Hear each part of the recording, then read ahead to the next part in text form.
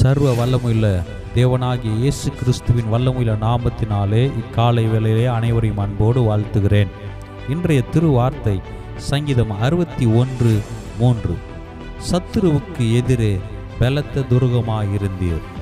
நாம் நம்முடைய வீட்டிலிருந்து குறிப்பிட்ட இடத்திற்கு பிரயாணப்பட்டு போகும்போது பாதையில் வழியில் 2 சக்கர வாகனமோ 4 சக்கர வாகனமோ ஏதோ ஒன்றில் பயணம் செய்கிறோம். அதை ஓட்டி செல்கிறோம் என்று வைத்து கொள்ளுங்கள். நாம் வீட்டை விட்டு வாகனத்தை இயக்கி சாலையில் செல்லும்போது நமக்கு எந்தவித போக்குவரத்து இடைஞ்சல்கள் இருக்கக்கூடாது, குறுக்க நெடுக்க எதுவும் வரக்கூடாது, ஆங்காங்கே வேக தடைகள் இருக்கக்கூடாது, அடிக்கடி பள்ளம் மேடுகள் வரக்கூடாது என்று நினைத்தால் எப்படி இருக்கும் என்று யோசித்து பாருங்கள்.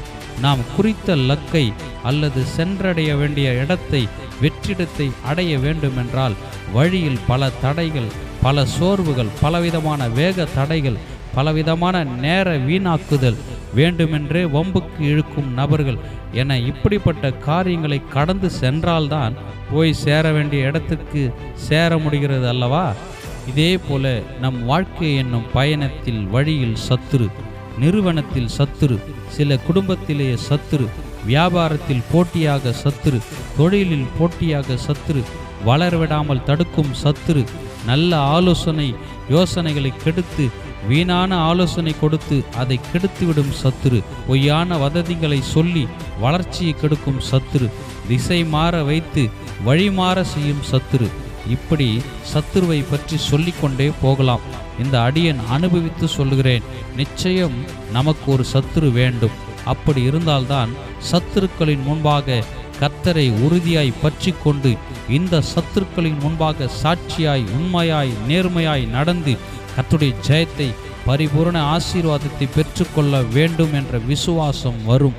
நம் தலையை உயர்த்தி அந்த சத்துருக்களின் கண்காண அந்த சத்துருக்களுக்கு எதிரே என் கர்த்தர் நமக்கு பலத்த துருகமாய் இருக்கிறதை உணர முடியும். இயேசு அடைக்கலமானவர் என்பதை அனுபவிக்க முடியும், அனுபவித்து உணர முடியும்.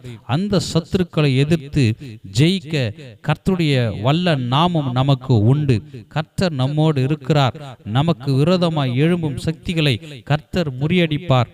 கர்த்தர் நமக்கு துருகமாய் இருப்பார், அடைக்கலமாய் இருப்பார். இவைகளை கண்டு அஞ்சாதே, துவண்டு போகாதே.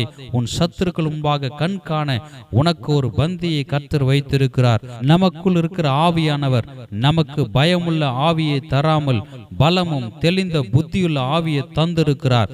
தைரியமாய் இருப்போம். ராஜாதி ராஜா இயேசு நம்மோடு இருக்கிறார். நிச்சயம் வெற்றியை தருவார். ஆமென்.